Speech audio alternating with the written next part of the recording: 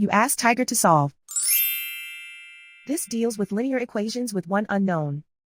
The final result is z equals 16. Let's solve it step by step. Simplify the expression. Group like terms. Simplify the arithmetic. Group all z terms on the left side of the equation. Subtract z from both sides. Group like terms. Simplify the arithmetic. Group like terms. Simplify the arithmetic. Group all constants on the right side of the equation.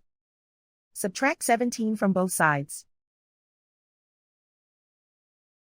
Simplify the arithmetic.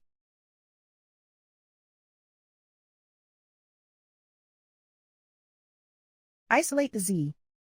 Divide both sides by -3. Cancel out the negatives. Simplify the fraction. Cancel out the negatives. Find the greatest common factor of the numerator and denominator. Factor out and cancel the greatest common factor. And so the final result is z equals 16.